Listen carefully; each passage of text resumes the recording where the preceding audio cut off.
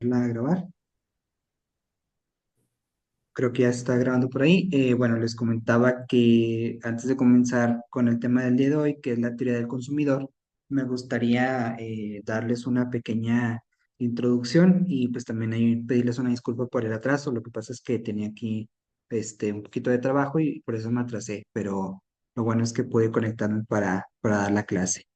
Eh, bueno, para comenzar ya con el pequeño repaso de la clase anterior, recordemos que la clase anterior pues fue un poquito de introducción más que nada, para que ustedes fueran conociendo algunos conceptos que son base de la microeconomía y que todos estos conceptos básicos nos van a servir alrededor de toda la materia.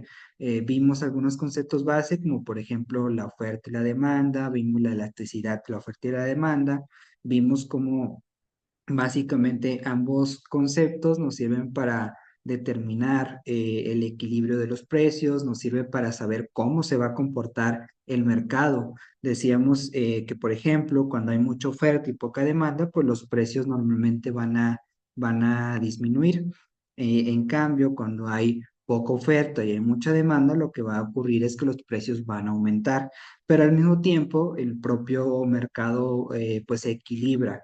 Entonces, cuando ocurre este segundo fenómeno, normalmente lo que pasa es que las empresas empiezan a producir más, empiezan a generar esos bienes que están siendo más caros, y pues con esto las propias empresas con esta sobreproducción pues equilibran el mercado y se equilibra tanto se equilibra la oferta con la demanda. Y pues en consecuencia también se equilibran los precios, aunque también veíamos que existe cierta elasticidad en cuanto a la oferta y la demanda. Veíamos que a veces que esta elasticidad lo que mide es precisamente cómo reaccionan el cambio de los precios cuando cambia la oferta o cuando cambia la demanda de los bienes. Veíamos que pues no siempre van a aumentar, a veces disminuyen, ya dependiendo de cuál sea el fenómeno que ocurra. Pero precisamente estos fenómenos en específico los vamos a ver más adelante. Veíamos también durante la clase anterior, pues, lo que era la microeconomía, veíamos su diferencia con la macroeconomía y cómo la microeconomía se enfoca en estudiar conceptos relacionados con las decisiones económicas individuales, más que nada, decisiones económicas de consumidores, de empresas, incluso del gobierno, porque también veíamos que tenía alguna relación con las políticas públicas, la microeconomía, y veíamos cómo la macroeconomía se dedica más al estudio de la economía en general. Pero veíamos que también existía una pequeña relación entre estas dos ciencias, bueno, entre estas dos ramas, porque también vimos que la microeconomía y la macroeconomía son ramas de de la economía, perdón. Veíamos que la macroeconomía tiene un objeto de estudio diferente, pero que hay ciertos conceptos que también son utilizados en la microeconomía. Por ejemplo, decíamos que en la macroeconomía estudia el Producto Interno Bruto y por otro lado la microeconomía no estudia en sí el Producto Interno Bruto, pero estudia aquellos fenómenos individuales que lo rodean, como por ejemplo la producción. Y pues básicamente, en resumen, esto fue lo que vimos en la clase anterior. Ahora sí, ya una vez que hemos refrescado los conocimientos de la clase anterior, vamos a comenzar con la clase del día de hoy, que les decía que en la clase del día de hoy vamos a enfocarnos en estudiar la teoría del consumidor, a la cual ya nos acercamos un poco en la clase pasada. Dicho esto, nada más denme oportunidad de de poner la presentación y comenzaremos con la clase.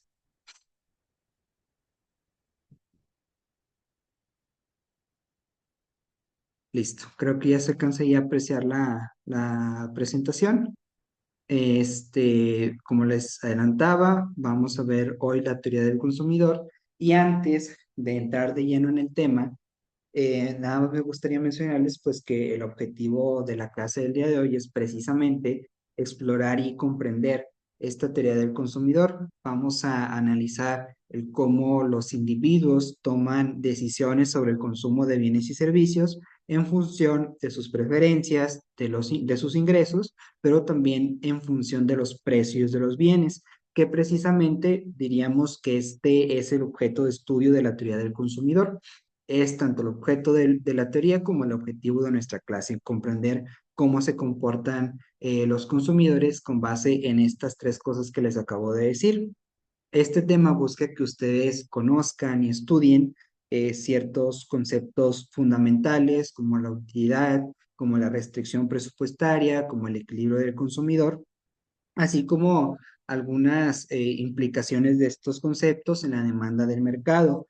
Al finalizar este tema, el objetivo es que ustedes sean capaces de modelar el comportamiento del consumidor, el poder también aplicar las teorías correspondientes para poder predecir estas decisiones de consumo y pues también que ustedes puedan analizar el cómo cambios en las variables económicas pueden afectar las elecciones de los consumidores. Bueno, básicamente este es el título y el objetivo de la clase, en resumen, y también porque quiero que se les quede esta idea, que es la idea base de la teoría del consumidor. Esta teoría estudia el cómo los consumidores deciden o toman decisiones sobre qué bienes y servicios comprar para poder maximizar su satisfacción. Y esta decisión depende de tres elementos importantes. Decíamos, de la utilidad, es decir, la satisfacción que van a obtener, de la restricción presupuestaria, que se resume a con cuánto dinero cuentan para poder adquirir ese bien o ese servicio. Básicamente se refiere al poder adquisitivo de la persona. Y además, el otro elemento decíamos que era también los precios. Bueno, decíamos también que entraban las preferencias en este caso. En este caso, también las preferencias son importantes porque a veces los consumidores sí cuentan con el poder adquisitivo para adquirir ciertos bienes, pero tal vez prefieren algunos sobre otros. Eso también es relevante. Bueno, dicho esto, vamos a pasar con el primer punto, que son las preferencias del consumidor. Las preferencias del consumidor describen cómo los consumidores eligen entre diferentes tipos de conjuntos de bienes. Estos supuestos nos permiten poder modelar el comportamiento de elección de una manera consistente. De hecho, aquí en la diapositiva se pueden apreciar los tres supuestos básicos de este punto, que son las preferencias del consumidor, porque pueden tener diferentes comportamientos. Por ejemplo, tenemos el supuesto básico de completitud, en donde decimos que los consumidores pueden comparar y pueden ordenar todas las combinaciones de bienes. Es decir, aquí el consumidor se da la libertad de poder comparar los diferentes bienes y él ordena cuál prefiere sobre el otro.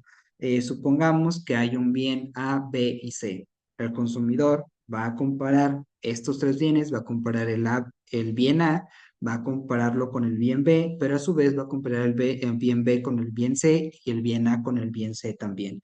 Para esto, pues, para determinar cuál es el bien que él va a preferir y va a comparar los distintos elementos que ya mencionamos. Va a comparar el precio y va también, bueno, va a basarse en la restricción presupuestaria, que, bueno, les dije que tenía que ver con el poder adquisitivo, pero también otro elemento importante de la restricción presupuestaria no es es también el cuánto estás dispuesto a gastar por ese bien.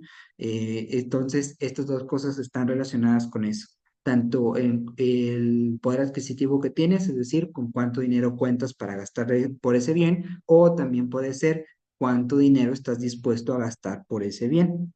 Cualquiera de los dos son elementos de esta restricción presupuestaria. Entonces decíamos que en este supuesto básico de completitud, los consumidores pueden comparar y ordenar todas las combinaciones de bienes. Ellos deciden qué bienes prefieren sobre otros o qué combinaciones de bienes prefieren sobre otros. Que esto también es relevante. Bueno, esto ya es un poquito adelantarme, porque si no mal recuerdo lo vamos a ver en otro tema, pero de una vez para que vayan teniendo la idea base, hay ocasiones en las que muchas veces los consumidores, en lugar de adquirir cierto bien, ellos buscan adquirir o sustituir ese bien por otro conjunto de bienes que les va a generar la misma satisfacción y que obviamente van encaminado a satisfacer la misma necesidad. Son bienes sustitutos de los otros. A eso me refiero con que puede ordenar también combinaciones de bienes, que a veces no nada más adquieren un bien, de hecho lo más común es que los consumidores adquieran un conjunto o una combinación de bienes para ellos después generar un producto. Un claro ejemplo son los alimentos. Obviamente los consumidores no nada más van a comprar un tipo de verdura o un tipo de fruta, sino que van a comprar diferentes verduras, van a comprar diferentes frutas, van a comprar diversos tipos de alimentos. Entonces, con base en estos elementos que les menciono, ellos deciden cuáles combinaciones de bienes prefieren o cuáles son los bienes individuales que ellos prefieren. Por otro lado, tenemos los supuestos básicos de transitividad. Aquí el consumidor, o lo que nos dice este supuesto básico, es que si el consumidor prefiere el bien A sobre B y prefiere el bien A sobre C, entonces también va a preferir el bien A sobre el bien C. Básicamente aquí lo que hacemos es un silogismo jurídico, si se dan cuenta, perdón, un silogismo lógico, este, porque por lógica, si prefiere el bien A sobre el bien B, y si si el bien C es su última opción, evidentemente cuando tenga su primera opción, que es el bien A, pues lo va a preferir sobre el bien C. Obviamente esto nada más es para explicar cómo se comportan los consumidores. Y tenemos también el supuesto básico de no saciedad, que nos dice que más de un bien siempre es preferible a menos. Esto también describe el cómo se comporta el consumidor. Básicamente aquí lo que nos dice es que normalmente los consumidores van a preferir más de un bien para poder satisfacer sus necesidades. Es más factible o más fácil que una combinación de bienes sea lo suficiente, le sirva de suficiente utilidad al consumidor que solamente consumir un solo bien. Básicamente a eso nos referimos. Como segundo punto, tenemos el punto de la utilidad. La utilidad es una herramienta clave para entender las preferencias. Básicamente, la utilidad se refiere al nivel de satisfacción que le genera al consumidor el bien o el servicio. Y por ahí tenemos otro concepto importante que es la utilidad marginal. La utilidad marginal nos ayuda a comprender cómo cambia la satisfacción a medida que consumimos más de un bien. Y también tenemos estos conceptos importantes. Tenemos el concepto de unidad total. La unidad total es la satisfacción total obtenida del consumo de una cantidad específica de bienes. Básicamente se resume en qué tanta satisfacción te genera consumir este bien o consumir estos tantos bienes. Bueno, esa es la utilidad total, nada más. Es un concepto muy sencillo. Donde podemos encontrar un poquito más de complejidad, pero que tampoco es tan complejo, es en la utilidad marginal, que nos dice que es el cambio en la utilidad total al consumir una unidad adicional de un bien. Decimos entonces que vamos a medirlo diciendo cantidades de bienes. Supongamos que una persona consume normalmente a la semana, no sé, 5 manzanas, por así decirlo. Bueno, vamos a medir cuánta satisfacción le genera consumir esas 5 manzanas. Hasta ahí tenemos una unidad total. Pero bueno, ahora, ¿qué pasaría si a la semana en lugar de 5 consume 7 manzanas? Ahora hay que medir cuánta satisfacción le genera consumir 2 manzanas más. porque son 2 unidades más de los bienes que normalmente consumía. Entonces ahora está consumiendo más.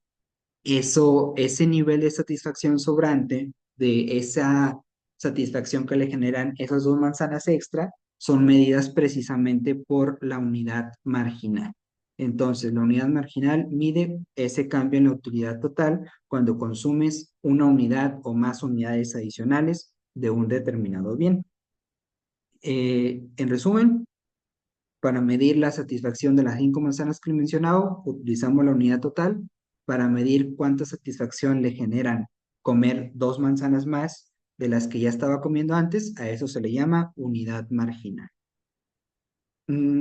Y bueno, básicamente eso sería todo por este punto. Antes de pasar al siguiente punto, no sé si hasta aquí existe alguna duda. ¿Me he explicado bien?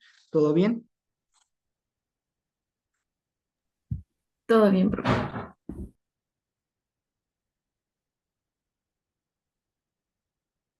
Bueno, si no existe ninguna duda, vamos a continuar con el siguiente punto. Recuerden que en caso de que tengan alguna duda, pueden comentármelo al final de la clase o en estos espacios. También en caso de que tengan una duda ya después de la clase, pues pueden contactarme por la plataforma también y ahí sin problema les ayudo a resolver cualquier duda que ustedes tengan. Dicho esto, vamos a continuar entonces con el siguiente punto, que son las curvas de indiferencia. Este punto es relativo a la teoría del consumidor, pero también vamos a verlo más adelante cuando hablemos específicamente de la utilidad. Obviamente la utilidad también es un concepto importante porque precisamente mide la satisfacción que tiene el consumidor, pero vamos a verlo más a fondo en el otro tema. Igual, pues aquí es relevante porque precisamente las curvas de indiferencia representan o nos permiten visualizar las preferencias del consumidor porque representan las combinaciones de bienes que proporcionan el mismo nivel de utilidad al consumidor. Cada curva nos indica los diferentes paquetes de bienes que son igualmente preferidos por el consumidor. Es lo que les decía precisamente en el tema anterior, que normalmente los consumidores lo que hacen es consumir ciertas combinaciones de bienes, pero no nada más consumen una combinación de bienes, consumen diferentes. Y obviamente cada una se ajusta a sus necesidades. Entonces, la curva de indiferencia nos permite medir cuáles son esas combinaciones de bienes que le generan la misma satisfacción a los consumidores. Básicamente con esto sabemos o podemos saber cuáles son las combinaciones de bienes que los clientes o los consumidores prefieren. Básicamente, en eso se resume esta curva de indiferencia. Las propiedades de este, pues es que son descendentes, no se cruzan porque existe una indiferencia y obviamente son más alejadas del origen porque representan una mayor utilidad. Como siguiente punto, tenemos otro concepto importante que también nos ayuda un poquito a medir estas preferencias del consumidor. Recuerden que todos estos conceptos que estamos viendo son mecanismos o son conceptos que fueron creados para medir las preferencias del consumidor. Eh, por ejemplo, hablando específicamente de este concepto que es la tasa marginal de sustitución. La tasa marginal de sustitución nos dice la cantidad de un bien que un consumidor está dispuesto a sacrificar para obtener una unidad adicional de otro bien, pero siempre manteniendo constante la utilidad. Ahorita pasamos a explicar esta definición, porque también me gustaría agregar que precisamente esta tasa de marginal de sustitución se mide a través de la curva de indiferencia y también nos refleja, decíamos, cómo los consumidores están dispuestos a intercambiar bienes entre sí mientras mantengan el mismo nivel de satisfacción. Aquí hay 2 conceptos importantes. Uno es la utilidad, que ya hemos visto, que la utilidad, decíamos, se mide por el nivel de satisfacción que genera al consumidor un determinado bien o servicio. Esa es la utilidad. En este caso de la tasa marginal de sustitución, la utilidad siempre va a ser constante, es decir, siempre va a mantenerse el mismo nivel de satisfacción. El cliente siempre va a mantener la misma, perdón, el consumidor siempre va a mantener la misma utilidad. ¿Qué es lo que pasa en este caso de la tasa marginal de sustitución? Lo que pasa es que vamos a poner un ejemplo igual. Un cliente adquiere, normalmente consume 5 manzanas y consume, digamos, no sé, 3 peras, por ejemplo. Pero el cliente estaría dispuesto a comprar una pera menos para comprar una manzana. Entonces, él sacrificaría comprar una pera para comprar 6 manzanas y únicamente pues compraría 2 peras. Eh, y esto, el hecho de haber comprado una manzana más y dejar de comprar una pera, le genera el mismo nivel de satisfacción que ya tenía antes cuando compraba 5 manzanas y 3 peras. Esto se refiere a la tasa marginal de sustitución.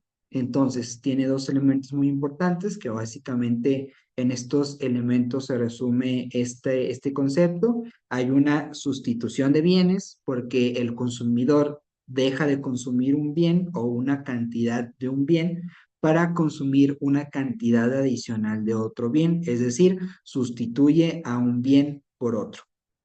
Pero aquí hablamos pues que lo sustituye parcialmente porque únicamente sacrifica, o bueno, también puede sacrificar consumir el bien, a lo mejor el consumidor dice, pues ya no quiero comprar peras, voy a comprar puras manzanas y adquiere pues las 8 manzanas en lugar de adquirir 3 peras. Eso también podría pasar, pero como les digo, aquí lo que pasa es que el nivel de satisfacción no disminuye, se mantiene constante, le genera el mismo nivel de, de utilidad, el mismo nivel de satisfacción. Bueno, esto sería en cuanto a la tasa marginal de sustitución, que básicamente pues la tasa marginal es la que mide este fenómeno que realiza el cliente. Después tenemos el efecto renta y el efecto sustitución, que también son dos conceptos importantes. El efecto sustitución es el cambio en el consumo de bienes cuando cambia el precio de un bien, pero se mantiene constante el nivel de utilidad.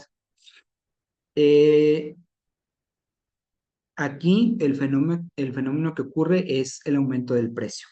Incluso precisamente esto está relacionado con la elasticidad de la oferta y la elasticidad de la demanda. Decíamos que estos dos conceptos miden la sensibilidad del consumo de un bien cuando se modifica el precio.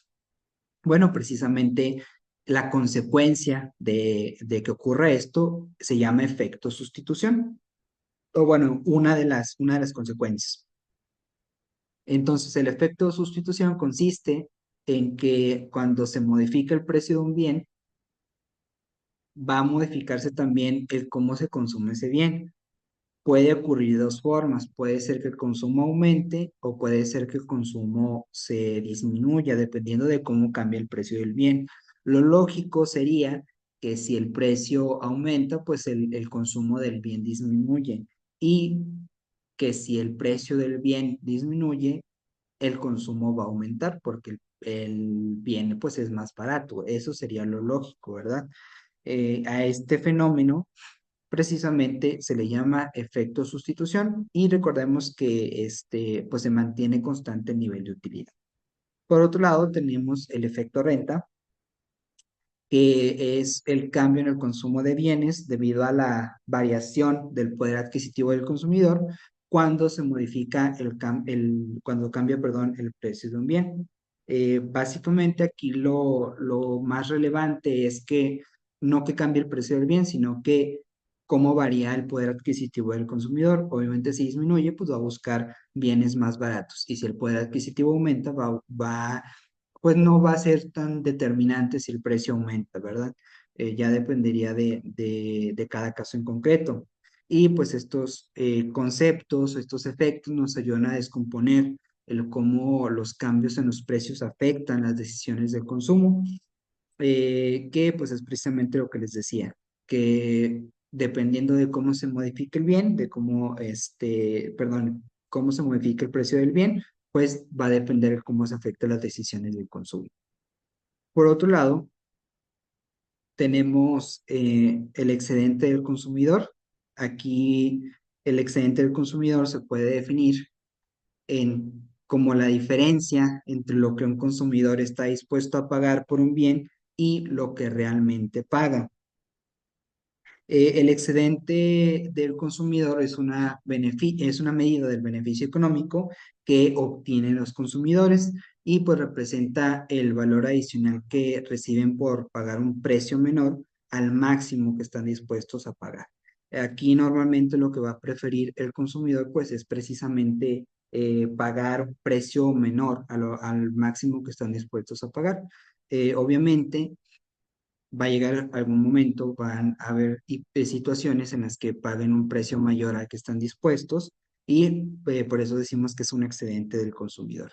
Este concepto mide ese excedente entre lo que pagó y lo que estaba dispuesto a pagar. En realidad, pues todos estos conceptos que estamos viendo son sencillos, todos son únicamente para ir comprendiendo el cómo se comportan los consumidores.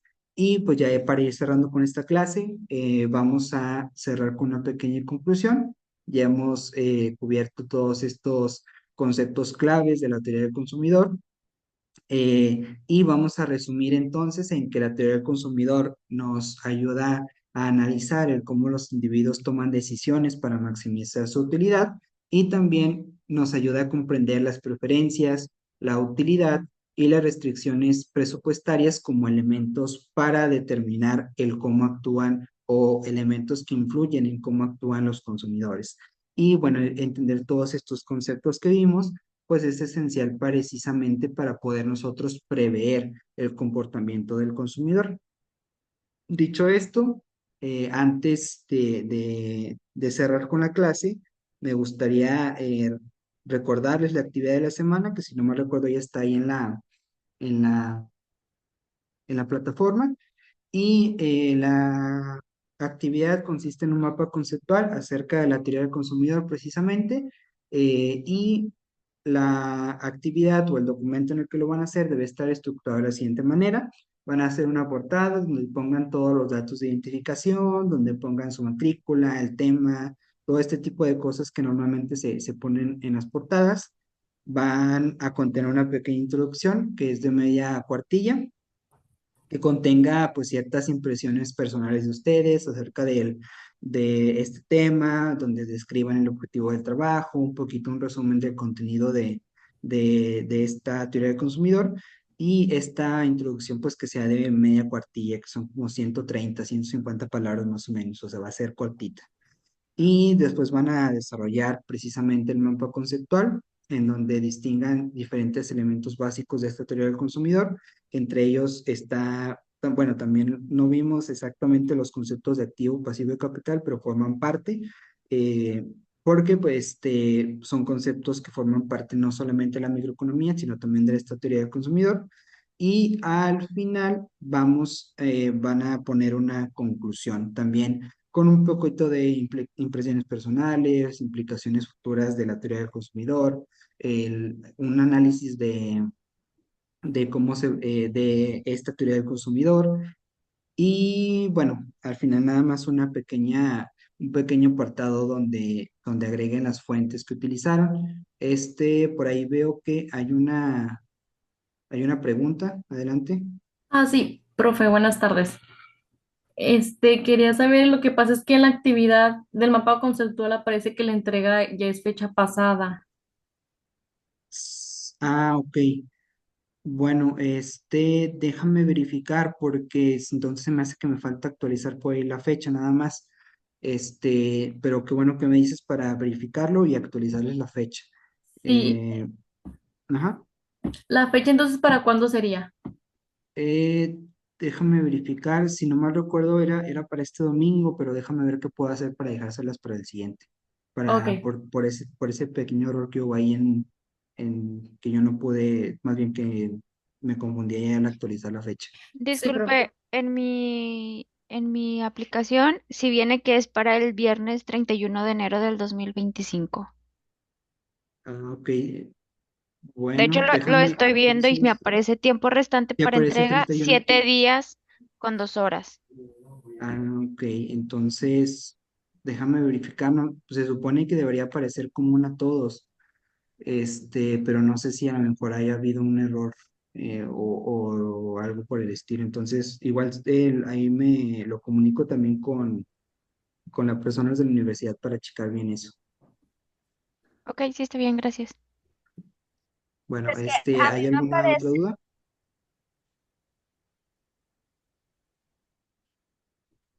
Bueno, de igual forma, recuerden que cualquier cosa, pues ahí pueden contactarme por medio de la plataforma. Dicho esto, pues sería todo por el día de hoy. Les agradezco mucho su atención y pues nos estaremos viendo en una próxima clase. Muchas gracias.